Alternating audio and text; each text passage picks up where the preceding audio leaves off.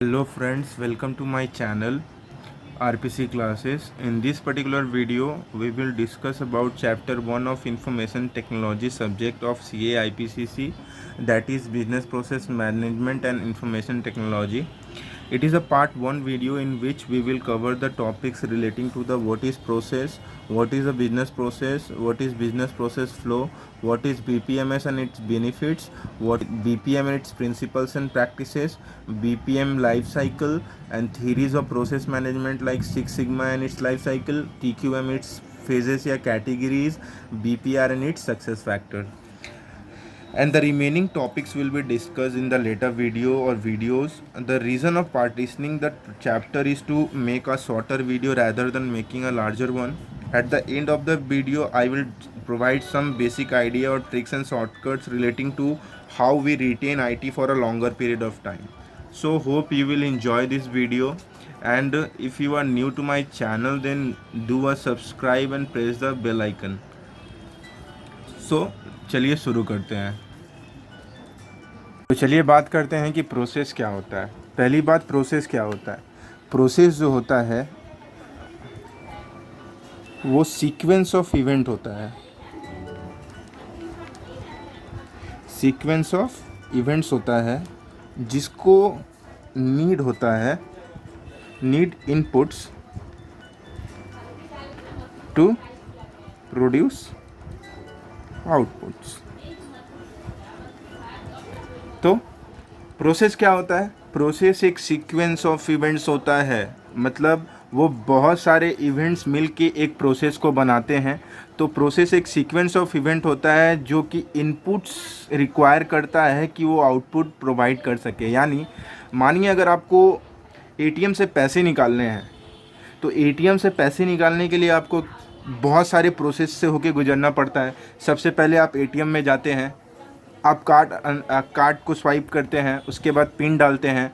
Pin डालने के बाद आप अमाउंट क्लिक करते हैं। अमाउंट क्लिक करने के बाद आपको वहाँ पे आपको ओके करना पड़ता है। ओके करने के बाद आपको पैसा मिलता है, और साथ ही साथ आपको पैसे के साथ आपको रिसीट भी मिलता है।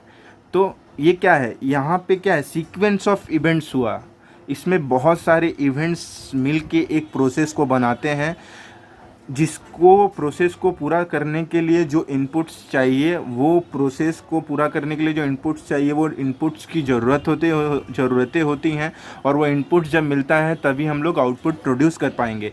इनपुट लाइक अगर आप, जैसे मैंने एटीएम की बात की, तो एटीएम में जब आप पैसे निकालने जाते हैं तो आप इनपुट में क्या देते हैं, अपना कार्ड स्वाइप करते हो, अपना पिन डालते हैं, और आपको आउटपुट आपके पैसे के रूप में मिलता है। तो प्रोसेस क्या है, प्रोसेस उसी तरीके से है।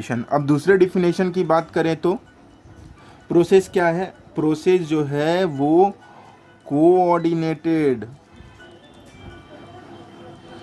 And standardize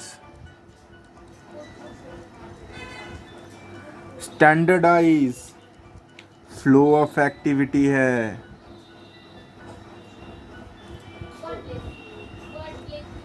flow of activities है जो कि परफॉर्म किया जाता है, परफॉर्म्ड बाय पीपल और मशीन्स। ठीक है, जो कि मिलकर ट्रैवर्स करता है क्या, फंक्शनल या डिपार्टमेंटल बाउंड्रीज को, फंक्शनल या डिपार्टमेंटल बाउंड्रीज को, ताकि टू अचीव बिजनेस ऑब्जेक्टिव। इसका मतलब क्या, इसका मतलब कि प्रोसेस वो कोऑर्डिनेटेड और स्टैंडर्डाइज फ्लो ऑफ एक्टिविटीज़ है जो कि ह्यूमन बीइंग यानी लोग या मशीन से कराया जाता है, जो कि ट्रैवर्स करता है। ट्रैवर्स का मतलब होता है टू टू, क्या बोलते हैं उसको, ट्रैवर्स मतलब बाहर निकल कर, ट्रैवर्स मतलब फंक्शनल और डिपार्टमेंट बाउंड्रीज के बाहर जाकर एक बिजनेस ऑब्जेक्टिव को जब अचीव किया जाता है तो उसे प्रोसेस बोला जाता है। तो प्रोसेस क्या हुआ, प्रोसेस सीक्वेंस ऑफ इवेंट्स है जो कि इनपुट्स जिसको इनपुट्स चाहिए अगर आउटपुट प्रोड्यूस करना है तो।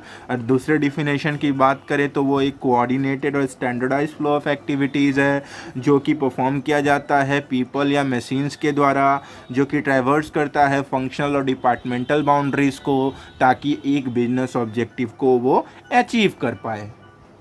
चलिए आगे बढ़ते हैं, अब जानते हैं बिजनेस प्रोसेस क्या होता है। तो हम बात करेंगे बिजनेस प्रोसेस क्या होता है। बिजनेस प्रोसेस क्या होता है, बिजनेस प्रोसेस को बोला जाता है these are the set of activities which are performed in coordination with organisational and technical environment. ये वो सारी एक्टिविटीज़ है जो कि परफॉर्म की जाती है ऑर्गेनाइजेशनल और टेक्निकल इन्वायरमेंट को दोनों को कोऑर्डिनेट करके। मतलब अगर आप सोचोगे कि ऑर्गेनाइजेशनल इन्वायरमेंट को अलग रख दें या टेक्निकल इन्वायरमेंट को अलग रख के हम अगर अपने बिजनेस को आगे बढ़ाना चाहते हैं तो then you will not be able to, then you will be means the business will not be able to gets objective accomplished. So they need to coordinate both the organizational and technical environment to get their objectives achieved. So now move forward, and one thing must you understand here is that कि ये जो होता है, ये जो activities होती हैं, ये जितनी सारी जो एक्टिविटीज़ जो एक ऑर्गेनाइजेशन फॉलो करता है, वो बिजनेस या जो बिजनेस फॉलो करता है वो जॉइंटली फॉलो करता है। वो जॉइंटली मिलकर क्या करते हैं, जॉइंटली मिलकर, देखो हिंदी में लिख रहे हैं आपको, मिलकर क्या करते हैं पता है, वो क्या करते हैं, जॉइंटली मिलकर बिजनेस गोल क्या करते हैं,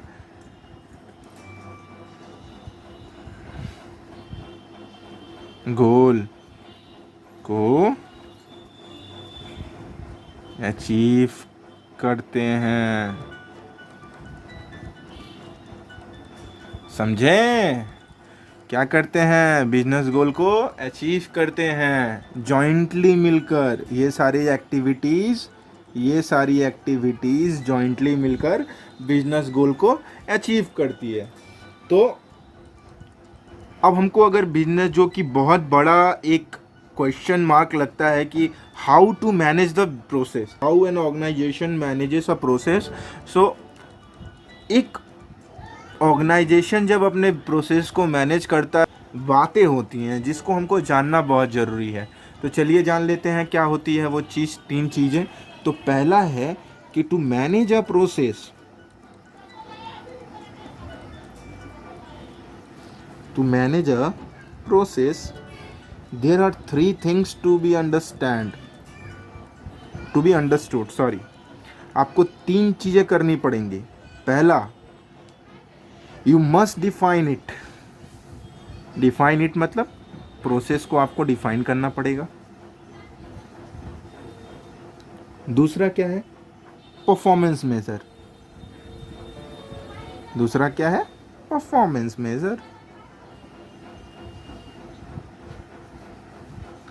ठीक है। उसके बाद तीसरा क्या है, तीसरा है ऑर्गेनाइजेशनल सेटअप।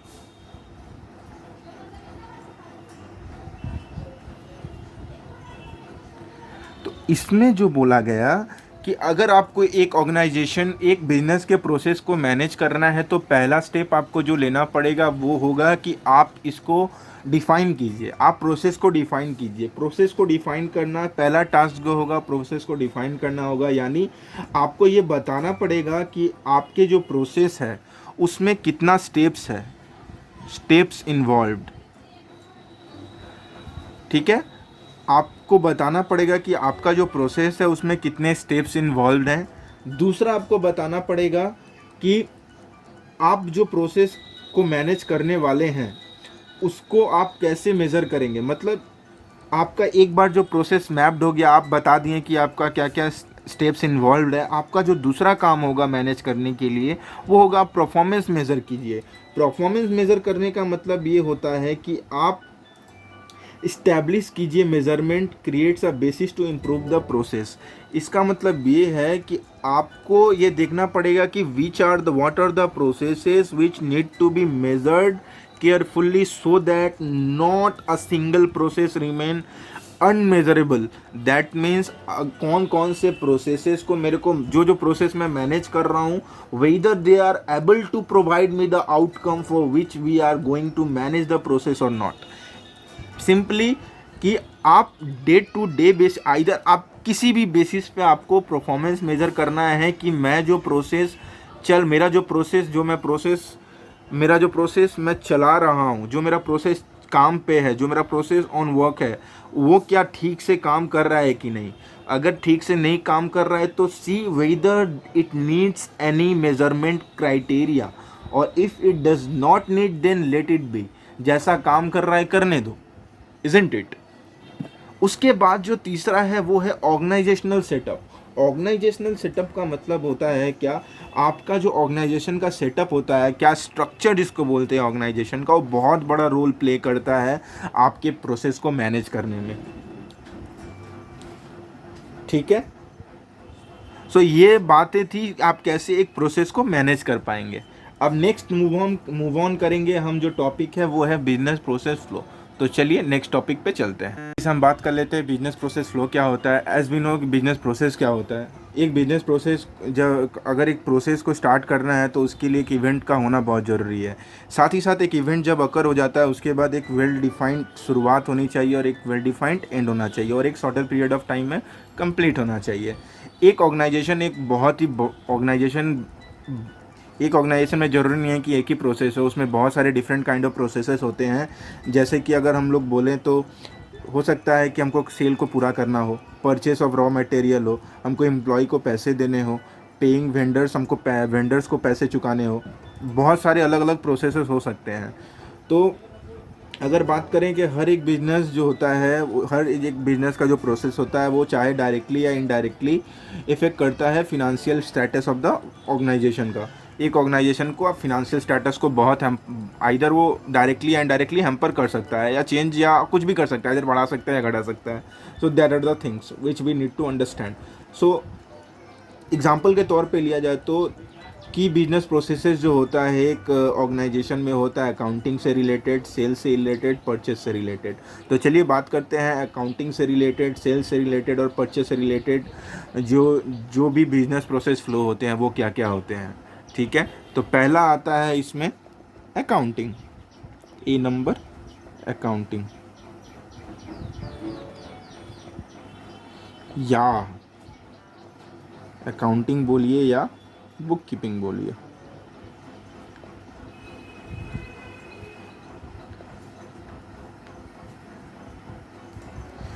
ठीक है, अकाउंटिंग बोलिए या बुक कीपिंग बोलिए। ये जो साइकिल होता है अकाउंटिंग या बुक कीपिंग साइकिल जो बोलते हैं, वो क्या करता है, तो कवर करता है हर एक वो बिजनेस प्रोसेस जो कि इन्वॉल्व होता है रिकॉर्डिंग या प्रोसेस करने में अकाउंटिंग इवेंट्स जो कि एक कंपनी में ऑकर होते हैं। तो ये मोस्टली उससे डील करता है। इसको डिफ़ाइन किया जाए तो इस साइकिल को कैसे डिफ़ाइन करेंगे, तो इस साइकिल को डिफ़ाइन करेंगे कि ये बिगिन होता है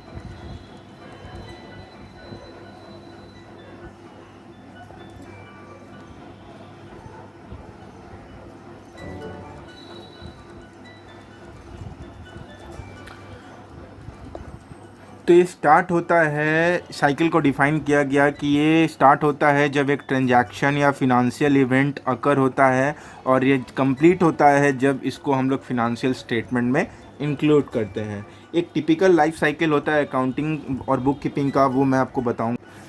लाइफ साइकिल के बारे में डिस्कस कर लेते हैं। सोर्स डॉक्यूमेंट्स क्या होता है। सोर्स डॉक्यूमेंट जो होता है वो एक डॉक्यूमेंट होता है जो कैप्चर करता है डेटा को फ्रॉम द ट्रांजैक्शंस और the events that have been occurred within the company, जो कि कंपनी में हुआ ट्रांजैक्शंस हुआ हो या जो भी इवेंट हुआ उससे वो क्या करता है, डेटा को कैप्चर करता है। जर्नल्स क्या होता है? जर्नल्स जो होता है वो ट्रांजैक्शंस को रिकॉर्ड किया जाता है सोर्स डॉक्यूमेंट से जर्नल्स में। और जर्नल से क्या, लेजर्स में, जब लेजर की बात करें तो जर्नल्स के बाद हम लोग लेजर में पोस्ट करते हैं। जर्नल से जितने भी ट्रांजैक्शंस होते हैं उसको हम लोग लेजर्स में पोस्ट करते हैं। We already know about all these things, तो हमको ज़्यादा इसमें दिमाग लगाने की ज़रूरत नहीं है। बेसिक थिंग्स है, जब हम अकाउंटिंग कर रहे थे, जब हम लोग अकाउंट्स पढ़ रहे थे, then already we know that कि हाँ ये चीज़ें होती हैं। तो एक तरह का ये भी क्या है, लाइफ साइकिल है। तो लेजर से क्या होता है, हम लोग उसको सारे हेड्स को क्या करते हैं, ट्रायल बैलेंस में भेजते हैं। जितने भी हेड्स होते हैं अनएडजस्टेड ट्रायल बैलेंस को हम लोग प्रिपेयर करते हैं, जिसमें सारे हेड्स को, चाहे वो एसेट्स, लाइबिलिटी, एक्सपेंस या इनकम हो, सभी को हम लोग ट्रायल बैलेंस में दिखाते हैं। उसके बाद उनका टोटलिंग होता है। उसके बाद हम लोग एडजस्टमेंट्स करते हैं। एडजस्टमेंट्स करना मतलब हमको कुछ एडजस्टमेंट होती हैं, कुछ कोई भी एडजस्टमेंट हो सकते हैं, उसको हम लोग एडजस्टमेंट करते हैं। एडजस्टमेंट करने के बाद क्या होता है कि हम लोग ट्रायल बैलेंस को फाइनलाइज करते हैं as a post adjustment. Adjustment हो जाने के बाद, जैसे होता है ना एडजस्टमेंट, बात करें तो जैसे मान लो मेरा बैड डेट हो गया, प्रोविज़न बनाना हो, या कोई भी एडजस्टमेंट होता है जब हम लोग फिनंशियल स्टेटमेंट बनाते हैं, जब हम लोग पीएल बनाते हैं या ट्रेडिंग एंड पीएल बनाते हैं, तो एडजस्टमेंट हम लोग जब करते हैं तो वो एडजस्टमेंट को ही बोला जाता है एडजस्टमेंट। उसके बाद हम लोग एडजस्टेड ट्रायल बैलेंस बनाते हैं। उसके बाद हम लोग क्लोजिंग एंट्री पास करते हैं। क्लोजिंग एंट्री पास करके हम सारे अकाउंट्स को फिनंशियल स्टेटमेंट्स में भेज देते हैं। उसके बाद आखिरी में फिनंशियल स्टेटमेंट्स को, सारे अकाउंट सेट्स को ऑर्गेनाइज करके हम लोग फिनंशियल स्टेटमेंट प्रिपेयर कर देते हैं। ये काम होता है अकाउंटिंग, ये होता है अकाउंटिंग साइकिल या बुक कीपिंग साइकिल। अब जो दूसरा बात करेंगे वो होगा सेल्स। तो चलिए सेल्स के बारे में बात कर लेते हैं। तो दूसरे जो लाइफ साइकिल के बारे में बात करने वाले हैं हम, वो है सेल्स। सेल्स या उसको बोला जाए तो ऑर्डर टू कैश, दूसरा नाम भी है, या ओटीसी बोला जाता है इसको, ठीक है, या उसको बोला जाता है O2C या सेल्स बोला जाता है, ठीक है। अब ये क्या होता है, ये कवर करता है हर एक बिजनेस प्रोसेस को जो कि कस्टमर के रिक्वेस्ट को, चाहे गुड्स या सर्विसेज हो, उसको फुलफ़िल करने में मदद करता हो, वो सारे एरियाज़ को कवर करता है। तो ये इसको अगर डिफ़ाइन करें तो कैसे करेंगे, it involves transactional flow of data from the initial stage of documenting a customer order to the final point of collecting cash। तो इसको अगर हम डिफाइन करें तो कैसे करेंगे कि ये जो होता है, ये जो चीज़ होता है, ये क्या होता है, इसको बोला जाता है ट्रांजैक्शनल फ्लो ऑफ डेटा, जो कि इनिशियल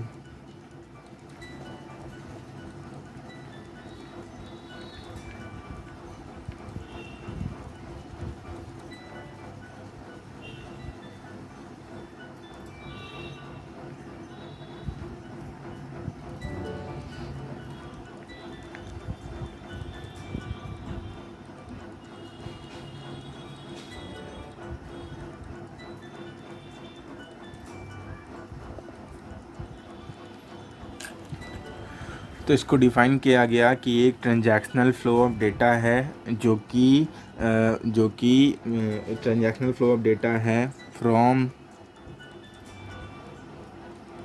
जो स्टार्ट होता है इनिशियल पॉइंट ऑफ डॉक्यूमेंट, जब हम एक कस्टमर के ऑर्डर को डॉक्यूमेंट करते हैं, और फाइनल पॉइंट जब हम लोग कैश कलेक्ट करते हैं ऑर्डर पूरा करने के बाद, ठीक है।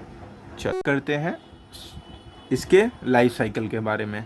तो पहले लाइफ साइकिल का पहला जो चीज़ ट्रांजैक्शन जो होता है वो होता है कि कस्टमर ऑर्डर। कस्टमर ऑर्डर का मतलब एक परचेस ऑर्डर हम लोग रिसीव करते हैं कस्टमर से, जहाँ पे क्वांटिटी, प्राइस आगे से लिस्टेड और किस टाइप का प्रोडक्ट्स चाहिए कस्टमर हम लोग को बता देता है, हम लोग उसको रिकॉर्ड कर लेते हैं।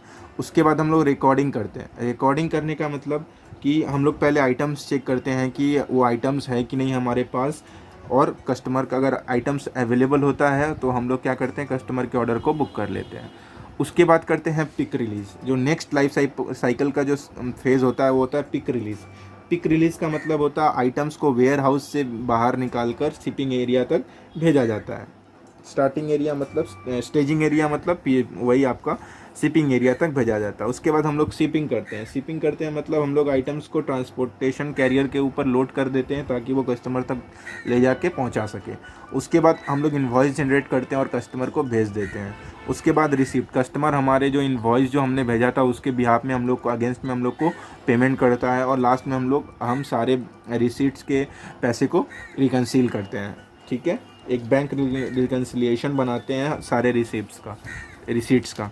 ठीक है, चलो अब नेक्स्ट बात करेंगे हम लोग परचेज या परचेज टू पे या प्रोक्योर टू पे। चलो अब बात करेंगे परचेज टू पे या प्रोक्योर टू पे के बारे में। होता क्या है, ये साइकिल कवर करता है all the business processes relating to the obtaining of raw material of a product for the production purpose and for providing services. ये जो है ये भी एक ट्रांजैक्शनल फ्लो ऑफ डेटा है जो कि स्टार्ट होता है from the point of placing an order with the vendor. ठीक है, placing a order with the vendor, ये ऑर्गेनाइजेशन के पॉइंट ऑफ व्यू से या बिजनेस या कंपनी के पॉइंट ऑफ व्यू से सोचे तो ये क्या करता है, यहाँ पे ये भी एक ट्रांजैक्शनल फ्लो ऑफ डेटा है जो कि स्टार्ट होता है जब हम लोग कंपनी जो होता है या जो ऑर्गेनाइजेशन या जो बिजनेस होता है वो जब प्लेस करता है ऑर्डर विद द वेंडर। ठीक है, और जो ये ख़त्म होता है for at the point of जब हम लोग वेंडर को पेमेंट करते हैं। इसका जो लाइफ साइकिल है वो कंसिस्ट करता है परचेस रिक्विजिशन पहला।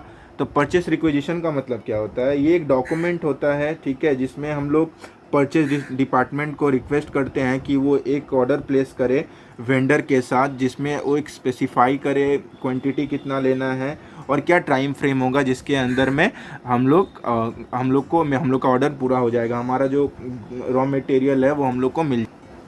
उसके बाद क्या होता है, request for quote. Request for quote का मतलब होता है एक इनविटेशन भेजा जाता है सारे वेंडर्स को कि आप लोग आइए और हमारे यहाँ जो बिडिंग प्रोसेस होने वाला है, जो प्रोडक्ट हम लोग ख़रीदने वाले हैं उसके लिए आप बोली लगाइए। ठीक है, उसके बाद क्या होता है, कोटेशन तय होता है।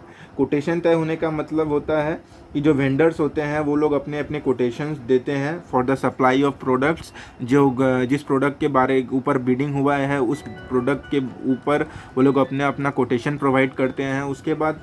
उसके बाद नेक्स्ट स्टेप में जो लाइफ साइकिल होता है वो होता है परचेस ऑर्डर। परचेस ऑर्डर का मतलब ये कॉमर्शियल डॉक्यूमेंट होता है जो कि इशू किया जाता है वेंडर को, जिसमें टाइप, क्वांटिटी और प्राइस आगे से मेंशन रहता है कि हाँ मेरे को ये जो कंपनी या जो भी कंपनी है वो परचेस ऑर्डर देता है उस वेंडर्स को जिसका कोटेशन सबसे कम होता है। ठीक है, और वो लोग चूज़ करके वहाँ पे वो लोग क्वांटिटी, एग्रीड प्राइस और स्पेसिफाई करते हैं टाइप क्या क्या होगा हम मेरे जो प्रोडक्ट का। उसके बाद हम लोग को रिसीट मिलता है और हम लोग लास्ट में जाके पेमेंट कर देते हैं। ठीक है, उसके बाद हम लोग बात करें तो अब एक बहुत इम्पॉर्टेंट पॉइंट की बात करें तो वो होता है फिनांस। फिनांस जो होता है बहुत ही इम्पॉर्टेंट एंड लिमिटेड रिसोर्स होता है जो कि किसी भी गवर्नमेंट के पास होता है। अगर उसका प्रॉपर यूटिलाइजेशन हो तो वो क्या करता है, इफ़िशियंसी के साथ साथ सर्विसेज को भी इम्प्रूव करता है और वहाँ वो ग्रेट गवर्नेंस लेके आता है, गुड गवर्नेंस को क्रिएट कर देता है। अगर उसको हम लोग प्रॉपर यूटिलाइज़ करें तो गुड गवर्नेंस का भी क्रिएशन हो जाता है।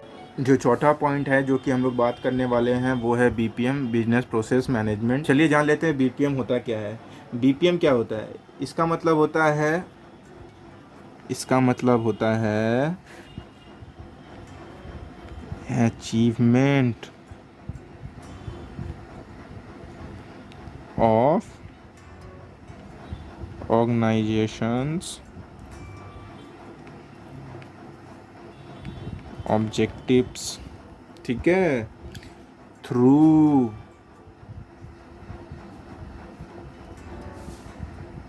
तीन चीज, क्या क्या, इम्प्रूवमेंट,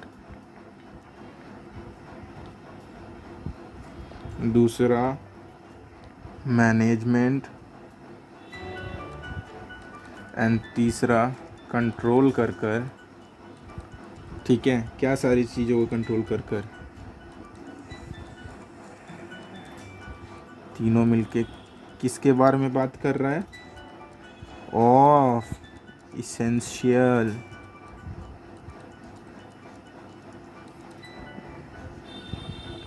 बिजनेस प्रोसेसेस। तो क्या जाना हमने कि बीपीएम क्या होता है। बीपीएम का मतलब होता है ऑर्गेनाइजेशंस के ऑब्जेक्टिव को अचीव करना through improvement management and control of essential business process. Essential business processes को अच्छे से इम्प्रूव करके, मैनेज करके और कंट्रोल करके जब हम लोग ऑर्गेनाइजेशन के ऑब्जेक्टिव को अचीव करते हैं तो हम उसे बोलते हैं कि हाँ, इसे बीपीएम बिजनेस प्रोसेस मैनेजमेंट बोला जाता है। ठीक है। It is all about managing the business processes within the organization which have the primary focus on it। ठीक है, जिसको हम लोग प्राइमरी फोकस के अंडर में लेते हैं, जितने भी प्रोसेसेस हैं उनको, तो उसी को बोला जाता है बीपीएम। तो चलिए अब बात करते हैं बीपीएम के बेनिफिट्स क्या क्या होते हैं। ठीक है, तो बात कर लेते हैं बीपीएम के बेनिफिट्स के बारे में। चलिए, तो अब बात करेंगे बेनिफिट्स ऑफ बीपीएम। तो through the use of BPM process becomes more effective. जब हम लोग बीपीएम यूज़ करते हैं तो जो प्रोसेस होता है वो बहुत ज़्यादा ही इफ़िशियंट हो जाता है। और ठीक है, हम लोग इफ़िशियंटली हर प्रोसेस को मैनेज कर पाते हैं। Automating activities improve the effectiveness.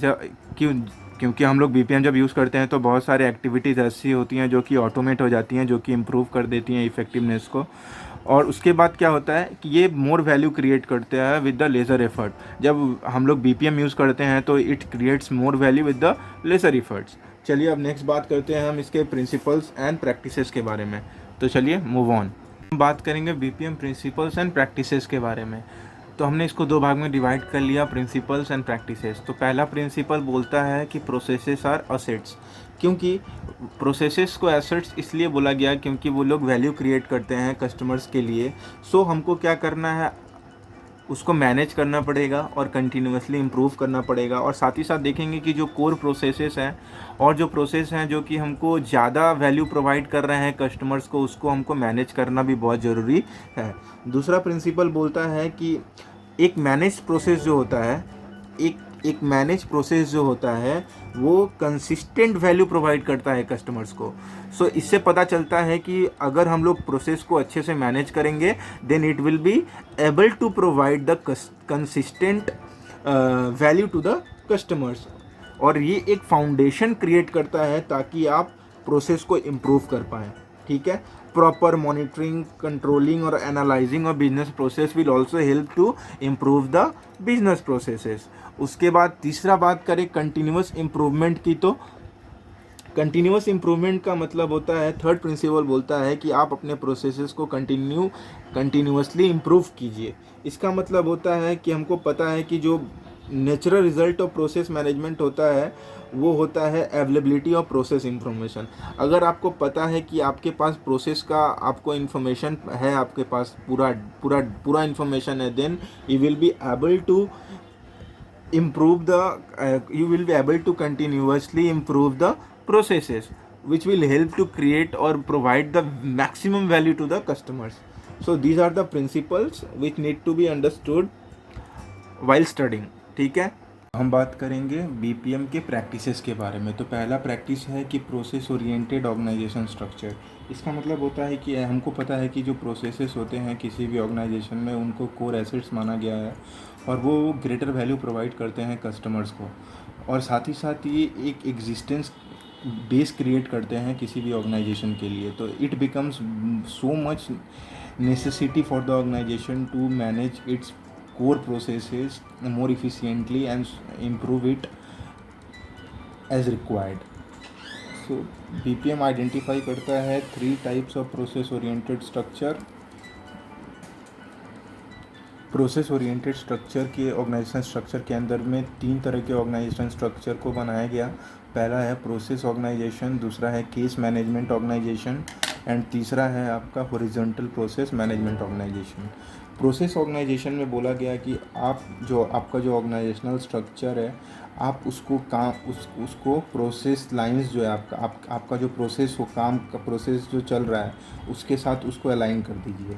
हर एक प्रोसेस यूनिट में ऐसे ऐसे वेरियस फंक्शंस को डालिए, ऐसे ऐसे फंक्शंस को इंक्लूड कीजिए जो कि सपोर्ट करे अपने आपके जो प्रोसेस, आपका जो प्रोसेस हो रहा है उसको। अब बात करें केस मैनेजमेंट ऑर्गेनाइजेशन की, तो केस मैनेजमेंट ऑर्गेनाइजेशन में क्या होता है कि in case management organisational structure में जो एम्प्लॉयज़ होते हैं आज भी वो फंक्शनल हेड को डायरेक्टली रिपोर्ट करते हैं, लेकिन जब आप केस मैनेजमेंट ऑर्गेनाइजेशन के स्ट्रक्चर में चेंज हो जाएगा आपका ऑर्गेनाइजेशनल स्ट्रक्चर, तो आप डायरेक्टली केस मैनेजर को रिपोर्ट कर सकते हैं।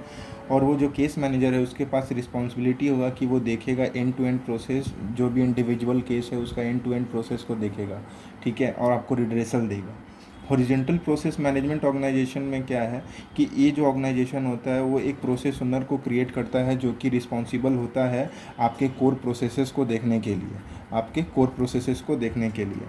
इसके बाद बात करें जो कोर प्रोसेसेस होता है वो भी order to cash, product development या परचेज टू पे, इन सारे चीज़ों में से जुड़ के बना हुआ रहता है। Second point, process owners process owners. जो प्रोसेस ओनर्स होते हैं उनको कोर प्रोसेसेस की जिम्मेदारी दी जाती है जो कि रिस्पॉन्सिबल होते हैं for the performance of the processes they are assigned. उनको जो प्रोसेसेस दी जाती है उनके लिए वो असाइंड किए, उसके लिए वो जिम्मेदार होते हैं, उनका रिस्पॉन्सिबिलिटी उसके ऊपर होता है। जो प्रोसेस ओनर होते हैं वो डिज़ाइन करते हैं, ये क्या करते हैं, डिज़ाइन करते हैं, डिप्लॉय करते हैं और इम्प्रूव करते हैं प्रोसेसेस को जिसके लिए वो रिस्पॉन्सिबल होते हैं। नंबर थ्री प्रैक्टिस की बात करें तो top down commitment and bottom up execution. इसका मतलब होता है कि अगर आपको बीपीएम को इम्प्लीमेंट करना है within an organisation to, और आपको आपको उसको वर्किंग में लाना है, तो then the top management needs to commit it and support the process focused management approach, ठीक है, जो इनको ज़रूरत है। साथ ही साथ ये है कि सिंस कमिटमेंट ऊपर से है, टॉप डाउन है, तो जो एग्जीक्यूशन होगा उसका जो अप्रोच होगा वो बॉटम अप होगा, ठीक है, बॉटम अप एग्जीक्यूशन होगा। जितने भी प्रोसेस इंप्रूवमेंट के काम होंगे वो बॉटम अप एग्जीक्यूशन अप्रोच के तहत होंगे, ठीक है। अब बात करें use of IT to manage process. Fourth number point है कि हम लोग इंफॉर्मेशन टेक्नोलॉजी को यूज़ करके प्रोसेस को मैनेज करेंगे। तो बीपीए जो बिजनेस प्रोजेक्ट मैनेजमेंट सिस्टम होता है ना, वो आईटी के साथ, आईटी सॉल्यूशंस के साथ ऐड ऑन होके वो प्रोसेसेस को जब एक बार इम्प्लीमेंट हो जाता है तो वो ऑर्गेनाइजेशन को अलाउ करता है कि वो प्रोसेसेस को मेज़र करे, ठीक है, मॉनिटर करे, कंट्रोल करे और साथ ही साथ एनालाइज करे कि जो प्रोसेसेस ऑन रियल टाइम, ताकि उन ऑर्गेनाइजेशन को ये पता चल सके कि हाँ ये प्रोसेसेस जो हैं कि वो अच्छे से परफॉर्म नहीं कर पा रहे हैं, और बाकी रेस्ट ऑफ द प्रोसेसेस हैं जो कि जिनको इम्प्रूवमेंट का ज़रूरत है, जो कि अच्छा परफॉर्म कर रहे हैं और जिसको इम्प्रूवमेंट का ज़रूरत है, ठीक है। नंबर 5वां, कोलाबोरेट विद द बिजनेस। अब बात करेंगे point number 5, collaborate with the business partner. इसका मतलब ये होता है आज in today's world companies are more getting, मतलब कंपनीज़ ज़्यादातर ये फोकस करने लगी हैं कि हमको क्या इन हाउस करना है और क्या आउटसोर्स करना है। जिसके कारण क्या हुआ है कि जिसके कारण ये हुआ है कि जो कंपनीज़ है वो अपने इन्फॉर्मेशन को बिजनेस पार्टनर के साथ शेयर करने लगी हैं जो कि एक्सटर्नल टू द ऑर्गेनाइजेशन है। जिसके साथ साथ वो लोग हेल्प करते हैं बिजनेस पार्टनर्स को कि ताकि उनके बिजनेस प्रोसेसेस का जो भी प्रॉब्लम है वो सॉल्व हो सके। उसके बाद बात करें पॉइंट नंबर 6 की, तो that is continuous learning and process improvement. इसका मतलब होता है कि एम्प्लॉयज़ को, क्योंकि न्यू टेक्नोलॉजीज़ के साथ इंट्रोड्यूस किया जाता है और वर्किंग एक्टिविटीज़ जो होता है वो भी नया होता है, तो वो जो प्रोसेस, क्योंकि सिंस जो प्रोसेस फोकस्ड इन्वायरमेंट वाले एम्प्लॉय होते हैं या वर्कर्स होते हैं जो उस प्रोसेस से बिलोंग करते हैं, तो वो अच्छे से एक्सपेक्टेड होते हैं कि हाँ वो अच्छे से काम कर पाएंगे, क्योंकि they were aware of the things very well as compared to those who are new to the new technologies and work activities, ठीक है। उसके बाद aligning the employees reward to the process performance. अपने एम्प्लॉयज़ के reward को process performance के हिसाब से बांटना, यानी इसका मतलब होता है कि customer value and optimising process performance are the 2 central goals. जब एम्प्लॉय के रिवॉर्ड को अलाइन कर दिया जाएगा प्रोसेस परफॉर्मेंस से, तो वो अच्छे तरीके से मिलकर काम करेंगे और उनका इफ़िशियंसी लेवल बढ़ेगा और साथ ही साथ उनका प्रोसेस परफॉर्मेंस भी बहुत बढ़ेगा। यूटिलाइज़ करेंगे बीपीआर, टीक्यूएम और अदर प्रोसेस इंप्रूवमेंट टूल्स जो भी बनाए हुए हैं। पहले जो process focus business environment approach था उसको हम लोग इम्प्रूव उसको एज अ टूल यूज़ करेंगे improving for the improving purpose of the processes like six sigma etcetera etcetera etcetera. अब हम बात करेंगे बीपीएम लाइफ साइकिल के बारे में, जो कि टोटल जिसमें 5 फेजेस होते हैं। पहला फेज़ होता है एनालिसिस फेज़, दूसरा होता है डिज़ाइन फेज़, तीसरा होता है इम्प्लीमेंटेशन फेज़, चौथा होता है run and monitor phase and पांचवा होता है ऑप्टिमाइज फेज़। तो पहला जो होता है एनालिसिस फेज़, उसमें क्या होता है कि हम करंट इन्वायरमेंट को, करंट प्रोसेसेस को, नीड्स को, साथ ही साथ रिक्वायरमेंट्स को आइडेंटिफाई करते हैं, ताकि हम उस बेसिस पे हमको किस तरीके का बीपीएम लगेगा हम लोग जान सकें। डिज़ाइनिंग फेज़ में क्या करते हैं, हम लोग सॉल्यूशंस बनाते हैं।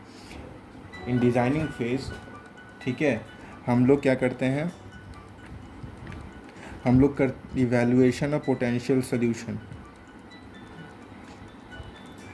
जितने भी सॉल्यूशंस बन सकते हैं उसको इवैल्यूएट करते हैं हम लोग, ठीक है, ताकि हम उसको मीट कर पाएँ, meet the identified needs. Needs हुआ या बिजनेस प्रोसेस मॉडलिंग हुआ।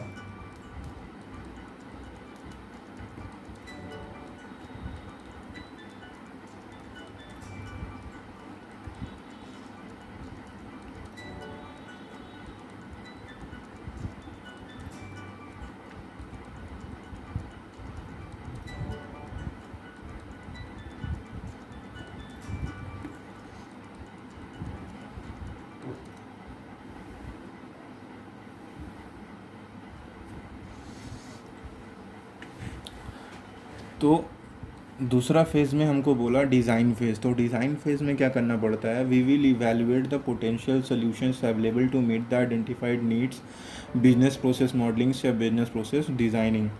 हमको सॉल्यूशंस खोजना पड़ता है कि हमने जो नीड्स को आइडेंटिफाई किया था उसको पूरा करने के लिए हमने जो सॉल्यूशन ढूंढा है उसको हम लोग सॉल्यूशंस के साथ मैच करेंगे कि हाँ देखेंगे कि पूरा हो रहा है कि नहीं, बिजनेस का जो डिज़ाइन है वो ठीक है कि नहीं, और साथ ही साथ बिजनेस प्रोसेस मॉडलिंग जो हम लोग मॉडल बनाए हैं वो सही है कि नहीं। उसके बाद क्या होता है कि हम लोग इम्प्लीमेंटेशन फेज़ में जाते हैं। इम्प्लीमेंटेशन फेज़ में जाते हैं तो उसमें हम लोग को बहुत सारी चीज़ें इन्वॉल्व होती हैं, जैसे कि हम लोग यहाँ पे प्रोजेक्ट प्रिपरेशन करते हैं, प्रोजेक्ट बनाते हैं, ब्लू प्रिंटिंग करते हैं, साथ ही साथ हम लोग रियलाइजेशन करते हैं,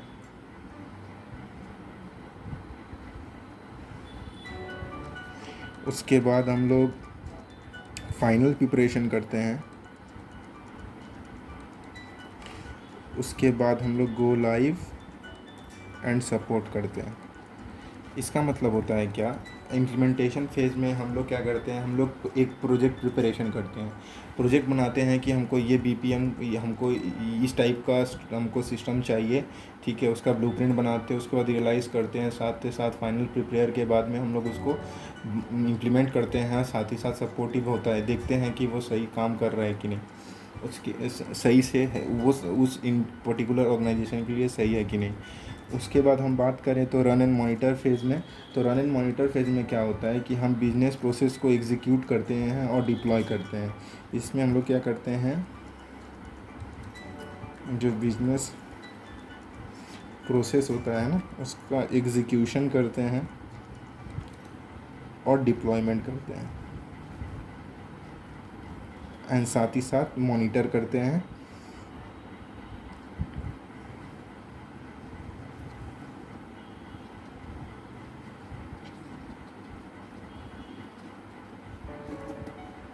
ठीक है, पांचवें फेज़ में क्या होता है, ऑप्टिमाइजेशन फेज़ में क्या करते हैं, हम लोग कंटिन्यूअसली इम्प्रूवमेंट करते रहते हैं, इम्प्रूवमेंट करते रहते हैं, ठीक है। तो ये हो गया बीपीएम का life cycle. These are the key highlighted points which you need to understand. और आप चाहें तो इस तरीके से आप बुलेट पॉइंट्स बना सकते हैं जो कीवर्ड्स है उसके लिए। तो हम अगर हाईलाइट करें तो अब मेन की पॉइंट्स को हाईलाइट करने के बाद अब हम बढ़ेंगे अपने नेक्स्ट टॉपिक के ऊपर, जो कि है थ्योरीज ऑफ प्रोसेस मैनेजमेंट। तो चलिए स्टार्ट करते हैं। तो चलिए कंटिन्यू करते हैं अपने नेक्स्ट टॉपिक को। थ्योरीज ऑफ प्रोसेस मैनेजमेंट में पहला चीज़ है वो है सिक्स सिग्मा। सिक्स सिग्मा होता क्या है? सिक्स सिग्मा वह सारा स्ट्रैटेजीज, टेक्निक्स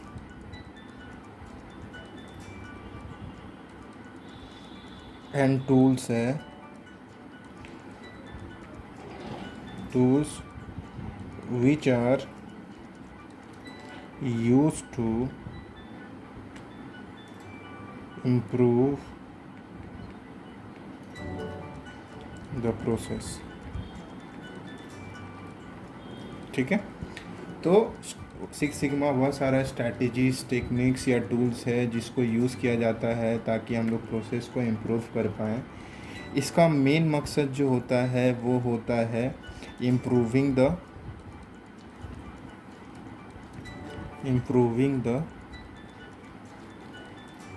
क्वालिटी ऑफ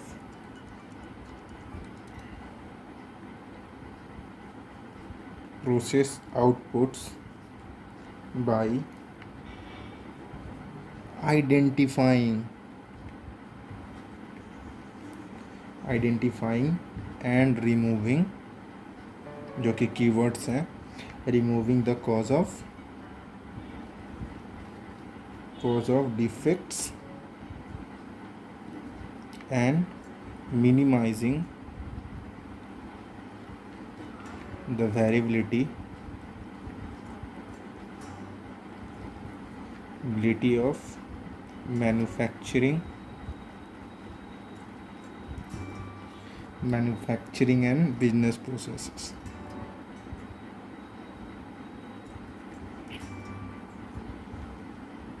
सो ये की है, ये सब की पॉइंट्स हैं।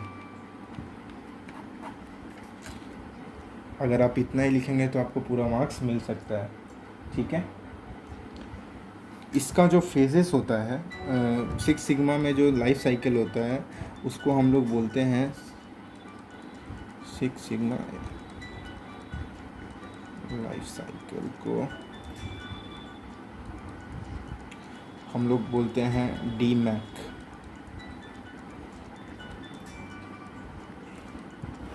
इसमें टोटल 5 फेजेस होते हैं। पहले को बोला जाता है डिफाइन करना, दूसरे को बोला जाता है मेज़र करना, तीसरे को बोला जाता है एनालाइज करना, चौथा जो होता है वो होता है इम्प्रूव का, और जो पांचवा होता है वो होता है कंट्रोल। तो इन पांचों से मिलकर सिक्स सिग्मा का लाइफ साइकिल बनता है। ठीक है, इन पांचों से मिलकर सिक्स सिग्मा का लाइफ साइकिल बनता है। ठीक है,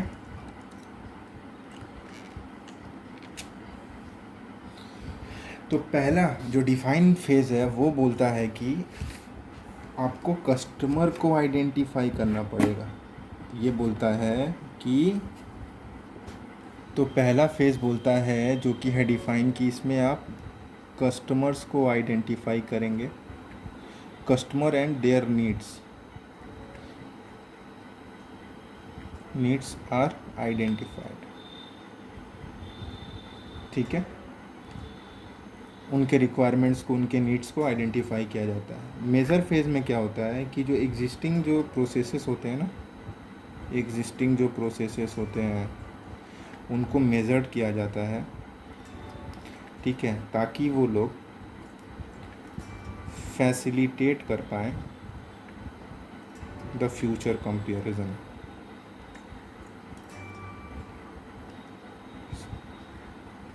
ठीक है, एनालाइज फेज़ में क्या होता है? एनालाइज फेज़ क्या करता है, वो स्टैटिस्टिकल मेथड्स या ग्राफिकल डिस्प्लेज यूज़ करता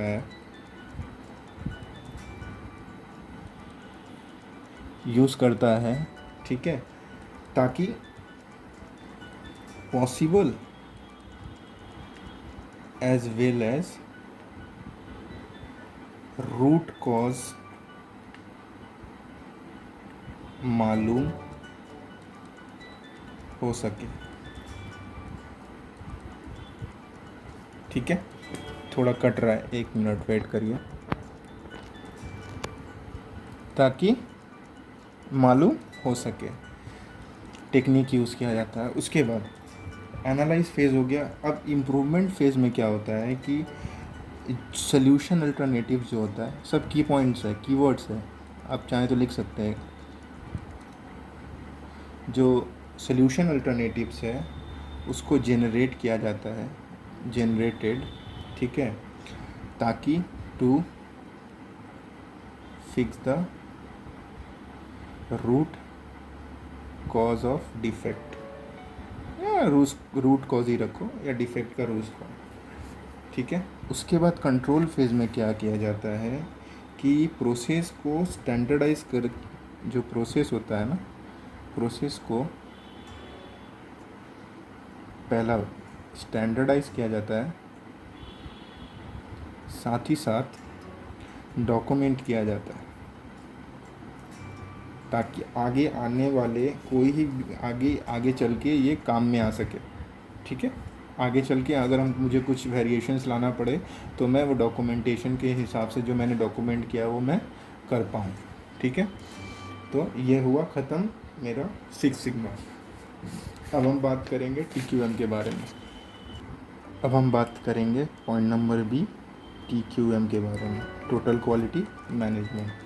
ये अब हम बात करेंगे TQM के बारे में। TQM क्या होता है? TQM जो होता है एक ऑर्गेनाइजेशन वाइड एफर्ट होता है to install and to make permanent एक क्लाइमेट जिसमें कि हम पॉसिबल हो कि हम कंटिन्यूसली इम्प्रूव कर पाएँ अपने एबिलिटी को, ताकि हम high quality of products and services deliver कर पाएँ कस्टमर को।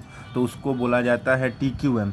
TQM का मेन जो TQM में जो मेन इम्पॉर्टेंट चीज़ है वो है to provide the high quality of service and product to the customers. This is a main point. If we see that, ये हम लोग का मेन पॉइंट है। ठीक है, क्या दो चीज़ आएगा सामने। पहला आएगा high quality of products and high quality of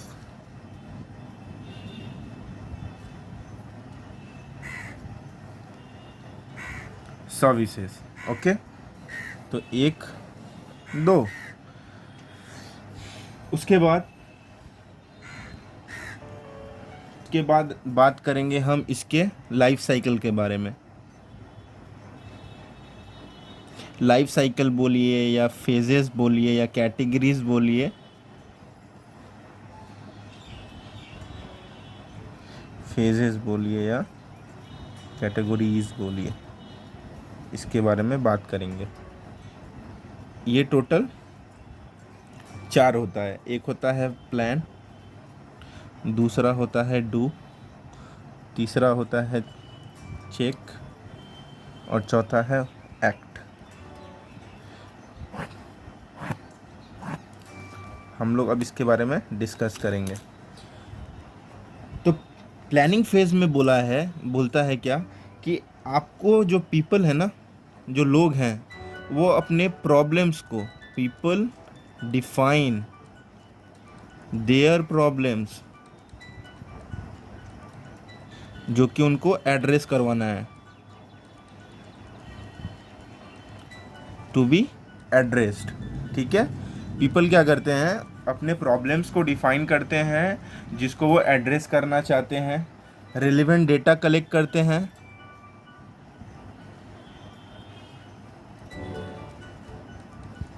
ठीक है, रिलेवेंट डेटा कलेक्ट करते हैं, और उसके बाद डेटा कलेक्ट करने के बाद रूट कॉज ऑफ डिफेक्ट खोजते हैं।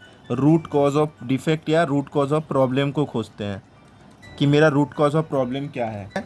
डूइंग फेज़ में क्या होता है? डूइंग फेज़ में क्या होता है कि जो पीपल लोग होते हैं, जो लोग होते हैं, पीपल क्या करते हैं, डेवलप करते हैं एंड इम्प्लीमेंट करते हैं एक सॉल्यूशन, ठीक है, और डिसाइड करते हैं एक मेज़रमेंट लेने के लिए, टू इफ़ेक्टिवनेस चेक करने के लिए।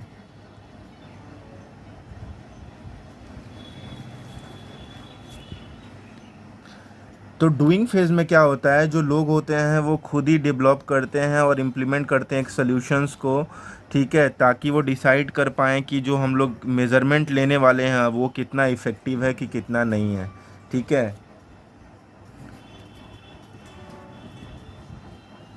बात करें चेकिंग फेज़ की, तो चेकिंग फेज़ में क्या होता है, पीपल कंफर्म करते हैं अपने रिज़ल्ट को through before and after comparison करके। मतलब पहले वो अपने रिज़ल्ट को जो चेंज होने के बाद, ठीक है, प्रॉब्लम को सॉल्व करने के पहले क्या था उसके साथ कंपेयर करते हैं अपने रिज़ल्ट को, और प्रॉब्लम सॉल्व होने के बाद उसके साथ उसको रिज़ल्ट को कंपेयर करते हैं, देखने के लिए कि कितना वेरिएशंस है उस पर्टिकुलर रिज़ल्ट में, ठीक है। अब बात करेंगे चौथा एक्टिंग फेज़ की। एक्टिंग फेज़ में क्या होता है, डॉक्यूमेंट किया जाता है अपने रिज़ल्ट को, डॉक्यूमेंट किया जाता है, ठीक है, रिजल्ट्स को डॉक्यूमेंट किया जाता है रिजल्ट्स को, ठीक है। उसके बाद बाकियों को इन्फॉर्म किया जाता है, ठीक है, बाकियों को इन्फॉर्म किया जाता है किसके बारे में, प्रोसेसेस के बारे में,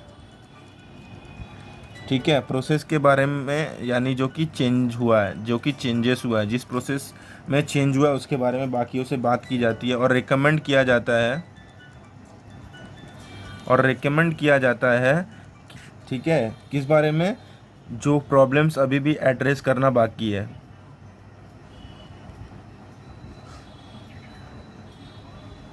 जो कि दूसरे आने वाले नेक्स्ट पीडीसीए में, नेक्स्ट पीडीसीए, ठीक है, जो कि, तो एक्टिंग फेज में क्या हुआ, वो डॉक्यूमेंट किया जाता है अपने, जो जो लोग होते हैं वो अपने रिजल्ट को डॉक्यूमेंट करते हैं और दूसरे को बताते हैं अबाउट द प्रोसेस चेंजेस, और रिकमेंड करते हैं कि ये प्रॉब्लम अभी भी डिस्कस करना और एड्रेस करना बाकी है, जो कि हम लोग नेक्स्ट पीडीसीए में, पीडीसीए मतलब साइकिल में, टीक्यूएम साइकिल में हम लोग, या टीक्यूएम फेजेस में हम लोग नेक्स्ट पीडीसीए में उसको डिस्कस करेंगे, ठीक है। तो ये हुआ आपका फेजेस या लाइफ साइकिल या कैटेगरीज ऑफ टीक्यूएम, ठीक है। अब बात करेंगे जो नेक्स्ट टॉपिक की, वो है बीपीआर। बात करेंगे हम नेक्स्ट टॉपिक के बारे में, जो कि है बीपीआर, बिजनेस प्रोसेस री इंजीनियरिंग।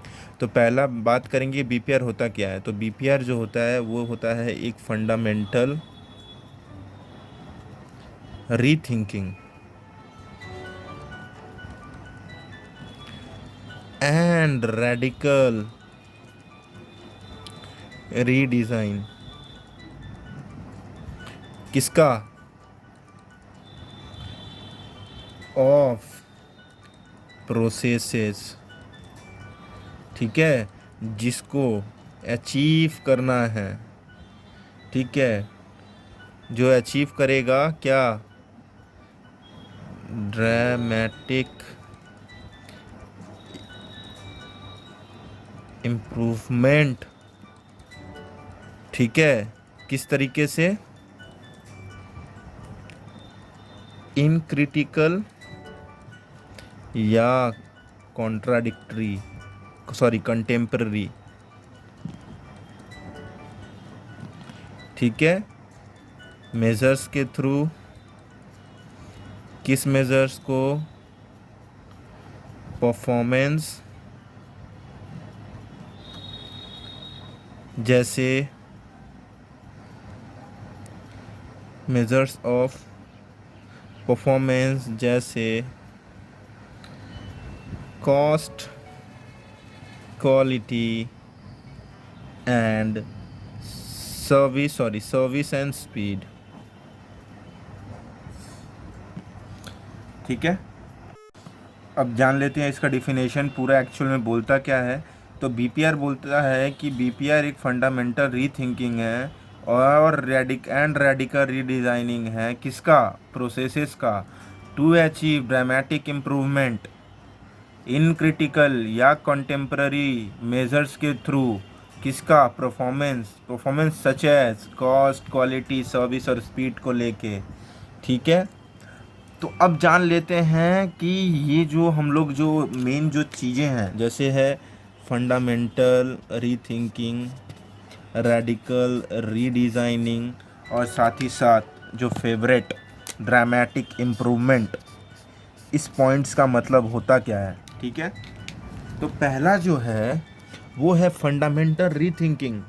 फंडामेंटल रीथिंकिंग का मतलब होता है कि आप क्वेश्चन करो कि आप जो कर रहे हो, ठीक है, आप जो कर रहे हो वो क्यों कर रहे हो। दिस काइंड ऑफ क्वेश्चंस का मतलब वो कवर करता है फंडामेंटल रीथिंकिंग में। क्यों करता है कि जो प्रोसेसेस वैल्यू ऐड नहीं करता कस्टमर को, उसको आप हटा दो, उसको साइड कर दो, चेंजेस लेके आओ। रीथिंकिंग, चेंजेस लेके आओ, उसको रखने का कोई जरूरत नहीं है जो प्रोसेस आपके कस्टमर को वैल्यू प्रोवाइड नहीं कर रहा है। ठीक है, उसके बाद रेडिकल रीडिज़ाइन की बात करें तो रेडिकल रीडिज़ाइनिंग का मतलब होता है दो चीज। एक होता है री इन्वेंटिंग, री इन्वेंटिंग मतलब, री इन्वेंटिंग का मतलब, री इन्वेंटिंग का मतलब होता है नॉट इन्हेंसिंग और इम्प्रूविंग। ठीक है, रैदर रीनोवेटिंग, री इनोवेटिंग और ट्रांसफॉर्मिंग द एंटायर प्रोसेस। बात को समझो, रेडिकल रीडिज़ाइन का मतलब क्या होता है। रेडिकल रीडिज़ाइन का मतलब होता है री इन्वेंटिंग, ना कि इन्हेंसिंग या इम्प्रूविंग, रादर देन री इनोवेट करना। मतलब री इन्वेंटिंग का मतलब होता है आप सिर्फ इन्हेंस या इम्प्रूव नहीं करोगे एक प्रोसेस को, आप उसको पूरी तरीके से री इनोवेट करोगे, ट्रांसफॉर्म करोगे पूरे इंटायर प्रोसेस को, तब आपको बोला जाएगा कि या you are doing a radical redesigning. Understand. अब बात करते हैं ड्रामेटिक इंप्रूवमेंट का मतलब क्या होता है। बहुत ही की पॉइंट है, what is dramatic improvement. Dramatic improvement जो होता है उसका मतलब होता है आप 80 से 90% रिडक्शन लाना किसी भी पर्टिकुलर चीज़ में, ना किसी 5 से 10% का रिडक्शन लाना।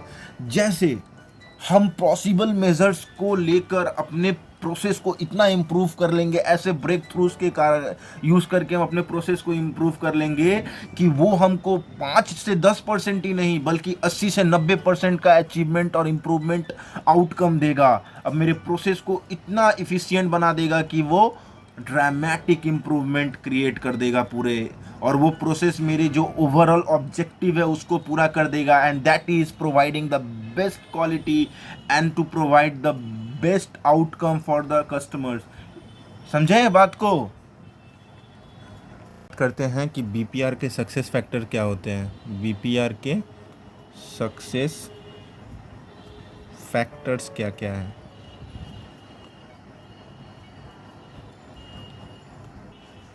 अब बात करेंगे पहला पॉइंट के बारे में कि बीपीआर का सक्सेस फैक्टर्स क्या क्या है। ठीक है, चलिए बात करते हैं। पहला है ऑर्गेनाइजेशन वाइड कमिटमेंट। इसका मतलब होता है कि अगर हम कोई भी अपने बिजनेस प्रोसेस में चेंजेस लाना चाहते हैं, चाहे वो डायरेक्टली या इनडायरेक्टली इम्पैक्ट डालता है आपके बिजनेस प्रोसेस पे, बिजनेस ऑर्गेनाइजेशन के स्ट्रक्चर पे, आपके प्रोसेस पे, आपके वर्क कल्चर पे, आपके इंफॉर्मेशन पे, आपके इंफ्रास्ट्रक्चर पे, टेक्नोलॉजी पे, जॉब कॉम्पिटेंसीज पे, किसी ना किसी तरीके से वो इम्पैक्ट करता ही है।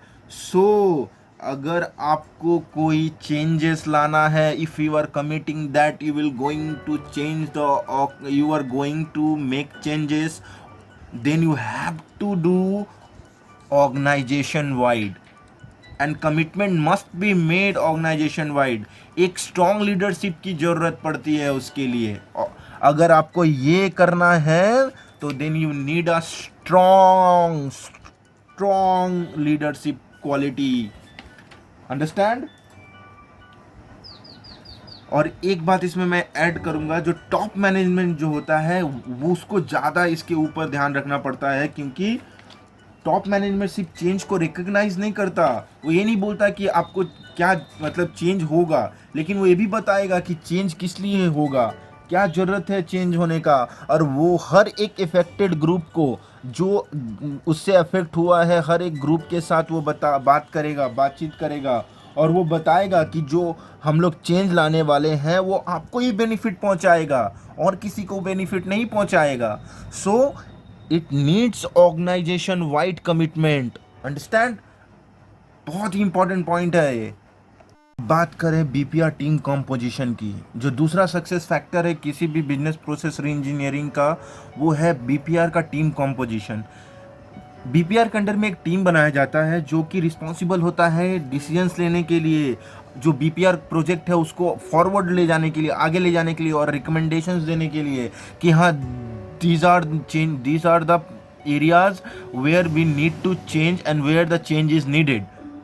उसके बाद साथ ही साथ इसमें क्या होता है कि जो बीपीआर का टीम का जो कॉम्पोजिशन होता है उसमें कौन कौन से लोग शामिल होते हैं, चलिए उसके बारे में बात करते हैं। जो बीपीआर का जो टीम कॉम्पोजिशन होता है उसमें जो होते हैं, उसमें एक्टिव रिप्रेजेंटेटिव्स होते हैं जो टॉप मैनेजमेंट से होते हैं, बिजनेस प्रोसेस ओनर्स होते हैं, टेक्निकल एक्सपर्ट्स होते हैं और द यूज़र्स होते हैं। इसमें मैक्सिमम अगर ज़्यादा बड़ा टीम कॉम्पोजिशन नहीं किया जाता, लेकिन हाँ एटलीस्ट 10, आप बोल सकते हैं 10 की तरह 10, लगभग 10 मेंबर्स होते हैं इसमें। अब बात करते हैं बिजनेस नीड्स एनालिसिस, जो कि तीसरा सबसे बड़ा फैक्टर है किसी भी बीपीआर को सक्सेसफुली इम्प्लीमेंट करने का विद इन एनी ऑर्गेनाइजेशन। ठीक है, लेते हैं तीसरे जो कि बहुत इंपॉर्टेंट सक्सेस फैक्टर एक बीपीआर का, वो है बिजनेस नीड्स एनालिसिस। इसका मतलब क्या होता है कि हम लोग, ये बहुत ही इंपॉर्टेंट है कि एग्जैक्टली आप ये निकाल पाओ कि आपका कौन कौन सा करंट प्रोसेसेस है जिसको आपको री इंजीनियर करने का ज़रूरत है। आप अगर एक बार आपको पता चल जाता है कि these are the processes which need reengineering, then आपका जो गोल्स है, आप जो स्ट्रैटेजी बना रहे हो, वो आपका बीपीआर के लिए क्लियर हो जाता है। ठीक है, अब बात करते हैं चौथे नंबर पॉइंट की, एडिक्वेट आईटी यानी इंफॉर्मेशन टेक्नोलॉजी इंफ्रास्ट्रक्चर। ठीक है, इसके बारे में अगर बात करें तो ये जो है ये बहुत ही इम्पॉर्टेंट रोल प्ले करता है for the success of BPR implementation. ठीक है, एक आईटी इंफ्रास्ट्रक्चर जो होता है वो सेट ऑफ हार्डवेयर होता है, सॉफ्टवेयर होता है, नेटवर्क्स होता है, फैसिलिटीज़ होता है और बहुत कुछ होता है। ठीक है, जो कि यूज़ किया जाता है ताकि हम बहुत ही अच्छे तरीके से डिलीवर कर पाएँ, टेस्ट कर पाएँ और मॉनिटर कर पाएँ, साथ ही साथ हम लोग कंट्रोल और सपोर्ट कर पाएँ आईटी सर्विसेज को।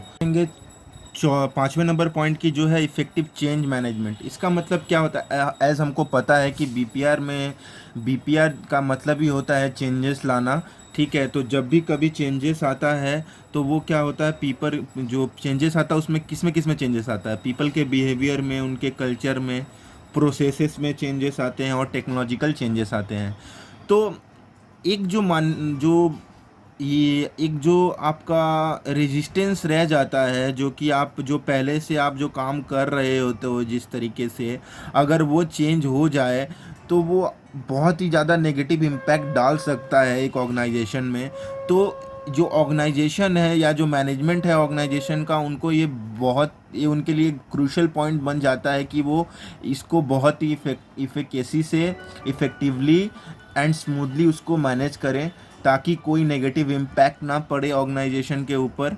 अब बात करेंगे पॉइंट नंबर 6 की, जिसका मतलब होता है ऑन गोइंग कंटिन्यूअस इम्प्रूवमेंट।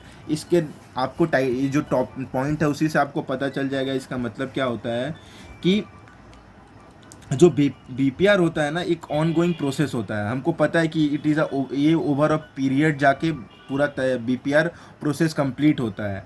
ठीक है, तो इसके लिए अगर हमको इनोवेट करना है या कंटिन्यूअस इम्प्रूवमेंट करना है तो हम लोग वो कर सकते हैं, क्योंकि ये आज जैसे ये ऐसा नहीं होता कि हम आज स्टार्ट किए और कल जाके ख़त्म हो जाएगा। नहीं, ये थोड़ा टाइम लगता है इसको पूरा होने में।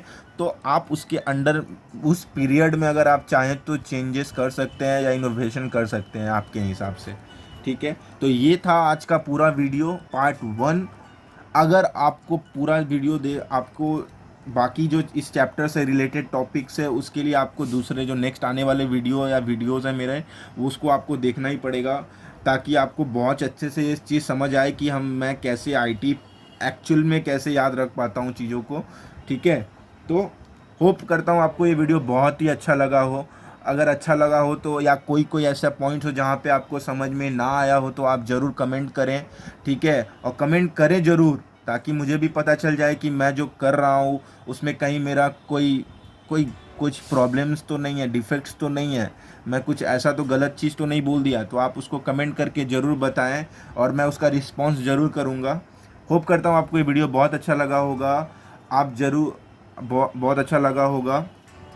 और साथ ही साथ मैं ये बताना चाहूँगा कि जो मैं ट्रिक्स एंड शॉर्टकट्स की बात कर रहा हूँ, वो जब मैं ये चैप्टर ख़त्म करूँगा at the end of the chapter, ठीक है, मैं आपको एक साथ पूरा कीवर्ड्स को बताऊँगा। ठीक है, उसके साथ साथ आपको ये भी बताऊंगा कि क्या क्या शॉर्टकट्स है, क्या ट्रिक्स है, आप आईटी रिटेन कर पाएंगे for a longer period of time. तो इसके लिए आपको क्या करना पड़ेगा, मेरे चैनल को सब्सक्राइब करना पड़ेगा सबसे पहली बात। और अगर आज का वीडियो आपको अच्छा लगा हो तो आप मेरे वीडियो को लाइक करें, शेयर करें। ठीक है, और आने वाले वीडियो का इंतज़ार करें। तो चलिए, इसी के साथ मैं ये वीडियो ख़त्म करता हूँ। मिलते हैं नेक्स्ट वीडियो में। बाय।